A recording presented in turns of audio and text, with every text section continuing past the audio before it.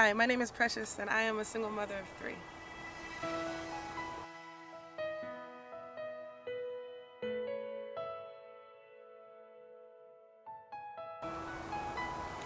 Awkward. And I'm Eddie Cortez, and I am not a mother at all. Good job. Thank you. Welcome. So, we're doing this thing. I just want to say I'm honored to be representing Poetically Made, which has been awesome lately. And I was asked to interview you. And first thing on my mind was, this is the best they can do. But I guess I have to, So I guess I want to start off by saying, obviously a lot of people know who you are. But for those who don't know anything about you, tell us a little bit about yourself. I am a mother, first and foremost. I am a dancer. I am a preschool teacher. My life kind of revolves around ripping and running constantly. All the time.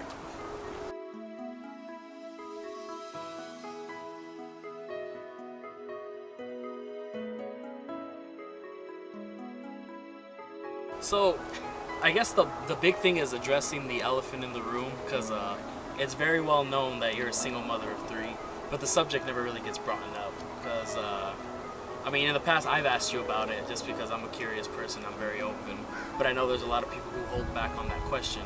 So as far as being a single mother of 3, what are the struggles, if there are any struggles?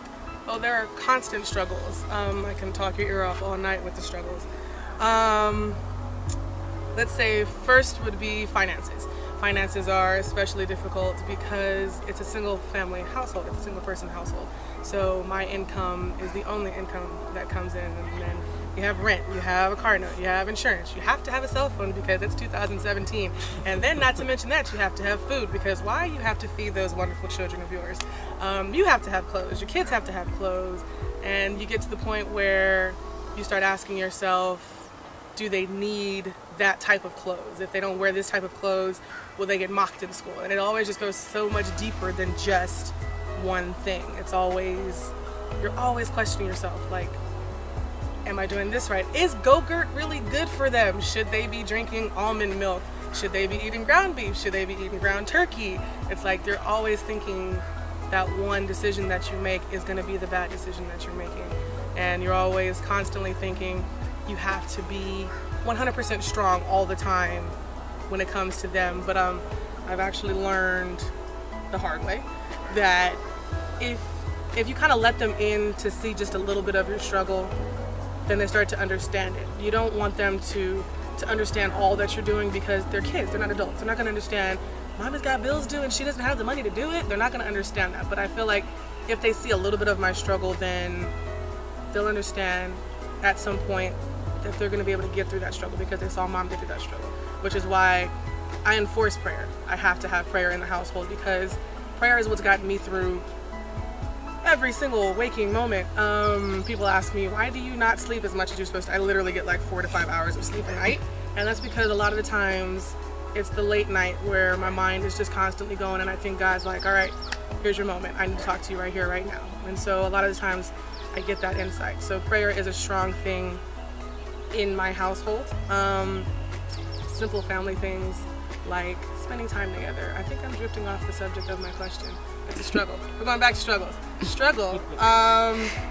Trying to keep prayer in the family, actually, because there are times where they don't want to go to sleep and say their prayers at night, because I'm tired, it's been a long day, and I feel so bad because they're literally ripping and running with me all day, because I don't have the ability to be all right, hey, let me just go drop you off here, because they're at my daycare all the time, which is actually a blessing, because of the fact that I've actually gotten to see every milestone of my child, but each of my kids actually. But there are times when I fear that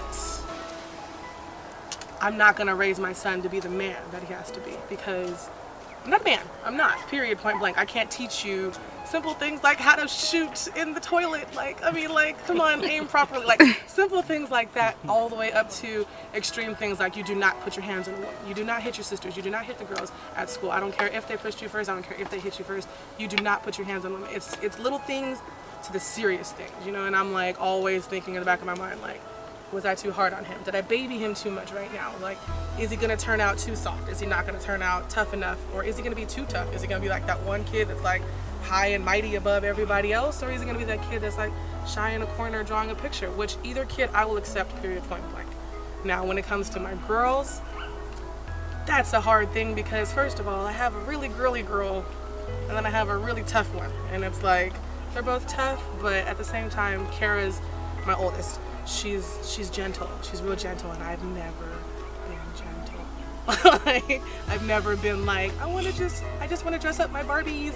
I want to be pretty in pink. I want to be too. I've never experienced that in my life, and so having to step out of tomboy tough. I'm rocking a hat right now for crying out loud. To cater to. All right, let's do tea time real quick. You know, and it's really really rough because then you have Tatum, my second, and she's like all independent and you want to do everything for her because she's the independent one, because you know she's the independent one. So it's like, but let me try this for no. And then you kind of step back and you think, she won't let me do anything for her. Like, does she not trust me with that? Or maybe she just really wants to grow up too fast. And then you start thinking, don't grow up too fast. And so it's like always in the back of your mind, you're doing something wrong. That's, I think, my biggest struggle is thinking you're always doing something wrong. No matter how good the moment is, you're always doing something wrong. So I think I'd have to say, after all that, that is my number one struggle. So yeah. So let me throw a little bit of a curveball question at you. You know, there's stories. You know, I've known people that are doing time in prison right now. They do stuff, commit murder, commit acts of crime, and it all comes down to the point where they didn't have a father to teach them right from wrong. Yes. Does that thought, does that moment, does that affect you in any way? Because right now you're playing both roles. Do you fear that your children can we're just hypothetically speaking here. Mm-hmm. Do you fear for the fact that, you know, due to statistics, your children can fall under circumstances in that way?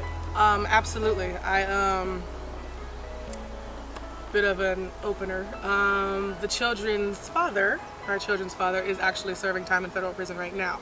And so you automatically think curses, family curses, traditional curses, things like that. And you automatically start thinking, oh God, no, I have to break that curse. I have to break that. My kids can't be in that realm. They cannot be in that statistic. They cannot be in that category, which all leads up to thinking my son doesn't have his dad there and he needs that male role. But I mean, I've been blessed tremendously, like above and beyond, with the fact that my dad is still there and his uncles are there, my brothers are there, his cousins, he has all these male role models around him.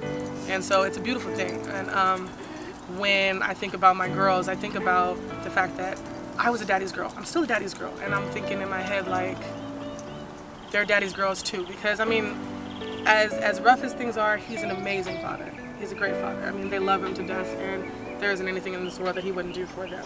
You know, it's just rough with him not actually physically being there. So having to think my girls aren't going to know what a man is supposed to look like.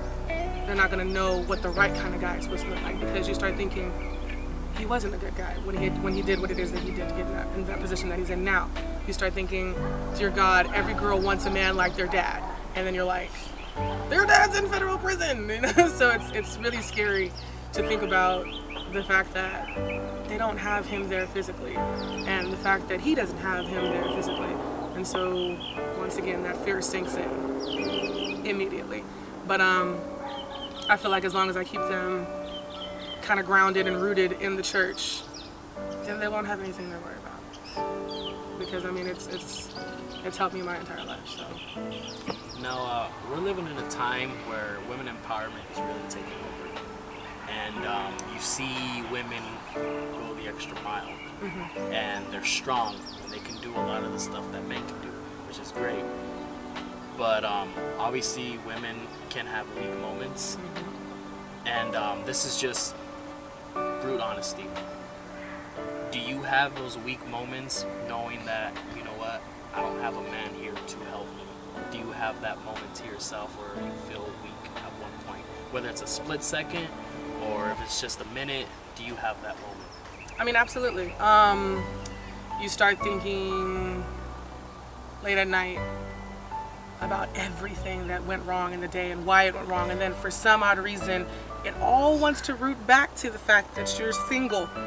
Like you're by yourself. I mean, because I literally just had a morning 2 days ago where the kids were like not moving in the morning, and it's like I gotta drop Kara off before I can actually get to work. Kara has to be at school, and it's like it's a mess like in the morning, and I'm like, Kara, you don't have time to eat at school, so you gotta eat at home, which means you gotta get dressed, which means you gotta brush your teeth, you gotta get your hair done, you gotta have it. And it was just not working that morning. I leave my house at 7:20 every morning.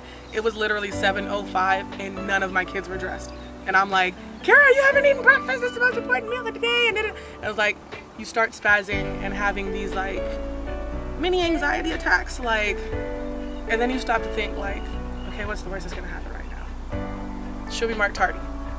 She's not gonna die. It's okay. And then you start to think, you'll be late for work. You have a very lenient boss. It's not gonna be that big of a deal. All you gotta do is, hey, gonna be a little bit late. Kids were having a little lagging of a morning kind of thing, you know. And then you start to have those moments.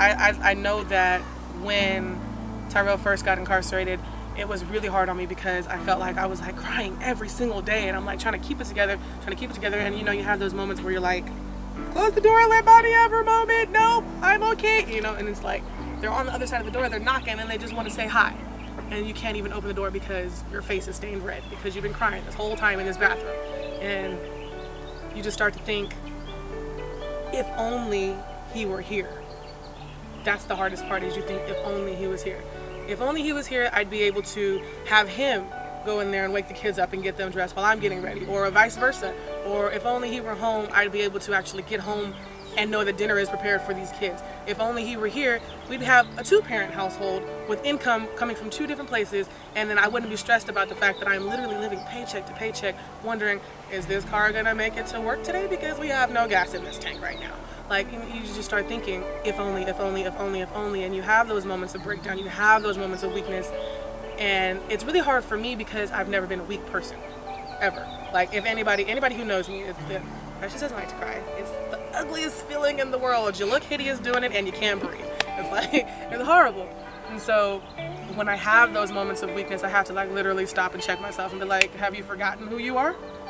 Come on now, are you kidding me? Like, I mean, at first it was like, build yourself. I'm precious, you know what I'm saying? I do this, I run this, I go here, I do that, I do this, and I'm doing it all by myself. And then you stop and think, you're like, you're really not doing it by yourself. You're like, have you forgotten who you are? You are a king's kid. In the name of the Jesus, I'm going to be doing this, I'm conquering this, I'm prospering in this way, I'm doing this. My kids will not fall into this category. I will not fall into the category of statistics, and I will prosper, and I will progress, and I will continue to fight on every single day until it gets better. He's been incarcerated. Now, I mean, you know your kids better than anybody, you know, because obviously you birthed them. They're mine. How do you think, because you know them better than anybody, how does it affect them knowing that, you know, their father, temporarily, I might add, because, you know, it's not gonna be forever, but temporarily their father isn't around. How do you think it affects them? Because I know you have an 8-year-old, am I correct? 7-year-old, 5-year-old? 7, 5, and 3. So obviously the 3-year-old might not understand very much, but I think, you know, your oldest is starting, you know, she's old enough to realize, hey, Daddy's not here. When this all started, I knew it would hit Kara the hardest because she's the oldest, and she had Daddy to herself for a little bit of time, and it was the hardest on her because she was a daddy's girl. Like, when she was a baby, she like tolerated me for milk. Like, she would go to him all the time. I was like, dang, homie, I can't even get this kid. I held her in my stomach for 9 months. What the, you know? But knowing that she's come so far already. Tyrell has been incarcerated for 3 years now, and when he first went in, it was Daddy's at work, Daddy's at work, Daddy's at work, because they were so young they didn't understand that Daddy's supposed to come home from work. You know, because they've always been around Mommy, who they didn't know that Mommy actually worked because they were always with Mommy at Mommy's work. So it looked like I just get to spend my whole day with Mommy. So, you know, they didn't understand the concept of parents coming and going to work. They didn't get that. And so for a long time it was Daddy's going to work, Daddy's going to work. Oh, we're going to go see Daddy at work, you know, and that's what it was, because here Daddy is in this uniform like everybody else here, and you know, so it got to the point where I started noticing Kara would lash out in ways, because Kara's never been a violent kid, she's always been an emotional kid. And so when she started doing things that turned from emotional to violent, I felt like it was time to let her know that this is something that's just temporary, but it's not temporary in a sense like he's coming home tomorrow. It's going to be one of those things that's prolonged. It's going to be a little bit longer than you'd like. Daddy's not coming home for a minute because Daddy did something he wasn't supposed to do. But when we actually sat them down to tell them that Daddy was no longer at work, but Daddy was actually in jail, it made me mad the way it came out because, first of all, we had discussed telling them, but we didn't discuss when we would tell them, which made it really rough because when it came out, it kind of literally just came out like word vomit. Like she overheard it while we were discussing something. And so then all of a sudden she goes, "You're in jail?" And everybody in the whole group were all like, like, how do we respond? How do we go from here? And even I had a moment where I was like stuck on dumb. I was like, so here's the icebreaker, and so, but he handled it very well. He was able to say something like, he broke it down like, you swear he was a preschool teacher, because I was like frozen. I was like, great. But he broke it down in terms that she'd understand. He said, when you're in daycare and you do something you're not supposed to do, you go to timeout because you did something you weren't supposed to do. It wasn't a good thing. And she goes, yeah, and so he goes, Daddy did something he wasn't supposed to do. And so Daddy's in timeout for a long time. So Daddy won't be able to come home with you guys this time. And so she kind of understood it. She scared me with the way she responded, but I couldn't be more proud of the way she responded. She kind of looked at me and then she looked at him, and you could tell she wanted to cry because she understood what jail was. Because for some odd reason, kids always play jail. I don't get it. I don't understand. Probably cops and robbers. Cops. It's not cops and robbers anymore. It's jail now. It's like, what the hey? But she understood what jail was. She understood that jail was not a good place to be, and so she got the little watery puppy eye thing going on, and I was trying my hardest to keep it together for her. And then she kind of turned around and she hugged him and she said, "Daddy, will you promise?" I'm sorry.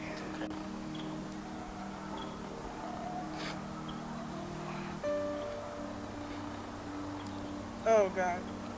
She said, "Daddy, will you promise to be good from now on?" And he looked at her and he hugged her and he said, of course, He said, anything that I can do to get back to you just a little bit faster. And in that moment, I kind of knew that Kara was going to be the strength, so to speak, which is weird because she's the overly emotional one, which is I would expect that from Tatum, but not from Kara. But I mean, as the oldest one, I guess that kind of made sense. But Tatum wasn't really affected too hard because Tatum was always really independent. And if she needed anything, it was from Mom. And so I was like, okay, I was cool. I was able to cope with that. But since she's younger, she kind of felt like she kind of had to be crying. She saw Kara cry, she had to cry because that's my big sister. Why is she crying? I have to cry with her, kind of. But she didn't take it as hard as Kara. She didn't have the same amount of time that Kara had with Dad. And so it kind of hit her the way I expected it to hit her, which actually wasn't bad at all. I was pregnant with Tyree when he was locked up, or when he got locked up. So it was, he didn't even get, the cool thing about with Tyree was he was able to get to know Tyrell in a personal sense, off of visits. So he knew, as soon as Tyree was born, after his 6 weeks process of, the whole babies need to have all their shots before they can actually get out in public areas and things like that, I took him when he was 6 weeks to see Tyrell. And it was the greatest thing because Tyrell actually still had that fatherly touch, which was really good. He was able to put him to sleep as a 6-week-old, and it was great.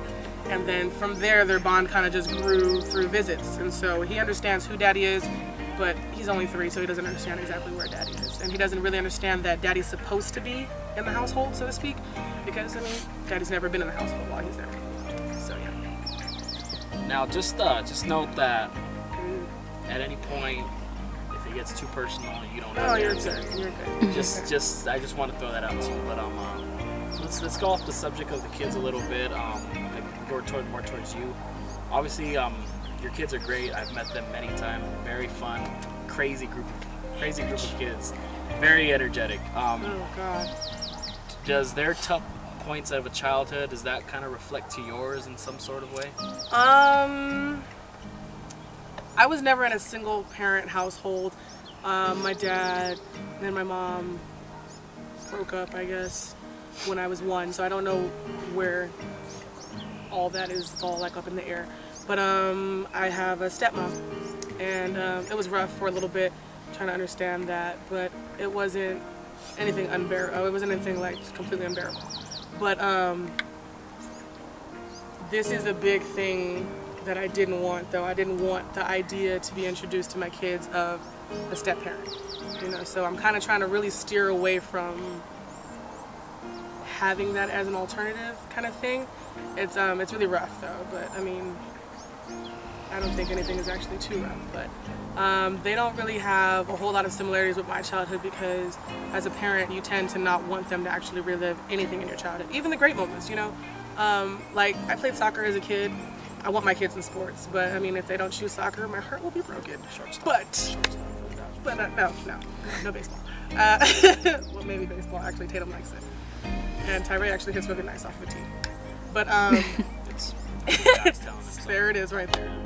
But there are things that I definitely don't want them to have to relive. There are things or relive from my childhood, or experience from my childhood. But simple things like, we climbed the tree across the street. It's awesome. Like, I want them to experience those things, but they don't have a whole lot of similarities except for the amount of love that they receive. I mean, my family, we've never been like a touchy-feely hug type, but you knew that love was there, because I mean, if someone messed with you, but it wasn't ever like happy-go-lucky, let's do happy time right now. It was never like that, but it was definitely something that you could feel, and that was expressed. My dad was big, and still is, like, and it's a beautiful thing to see with him and my kids. He's really big on expressing how much he loves you. He would always say, "Who loves you?" And our automatic response would be, "You do." And so now he even does it with my kids. He's like, "Hey, who loves you?" They're like, "Papa," you know. So it's a beautiful thing to see. Things like that. Those are good things to have, kind of similarities. But for the most part, no, I don't really want them to have to. My dad kind of did something similar. He didn't say who loves you. He used to say who's the man. Ah, gotcha. Kind of used to feed his own ego. Yeah, gotcha. Now, I guess in a sense, I guess you can say this is the last question, but this is the most important question. Not so much a question, a statement. A statement I want you to make, because there's many women in the world who are going through the exact same thing that you are, but they don't handle it in the sense that you do. So I want you to look at your audience, look straight into them, and I want you to be an example to them. And I want you to give them tips, pointers, advice on how they can overcome the situation that you had to overcome. Okay, well. Sheesh. Am I blurry here? Like, I feel like I've leaked all over my eyes. Sorry. You're okay. To the single mother out there, whether you're single by choice, whether you're single by default, whether you're single because this is just not the time for you to have anybody right now. God is an all-knowing God. He's an all-forgiving God. He is definitely the big man on campus. He's the man that you can absolutely go to for everything. My advice to you is stay rooted in Him. Stay connected to Him. Stay in prayer. Stay in your word, because there are going to be those days, because we all literally have those days, and we all know what days those are. There's going to be those days where you're literally hiding in a closet trying to figure out, is rent going to get paid this month? And there's going to be those times when you're actually fully confident in what it is that you're doing, but in all those moments, know that you can't overcome it, because it's not something that's meant to defeat you. It's something that's meant to make you stronger. It's something to help you grow. It's something to help you prosper. It's something to help you understand that everything in this life is temporary, and it's not something that's going to last forever, no matter what it is. Even if it's something as simple as dinner tonight. Kids can have breakfast for dinner. If you feel like eggs and sausage is the way to go, eggs and sausage is the way to go. If you feel like a big old 6-course, 12-course meal, whatever it is, if that's what you're feeling, that's what you're feeling. Take every moment by the moment. Don't feel like you have to have it all figured out, because none of us do. None of us ever will. and know that you're loved tremendously.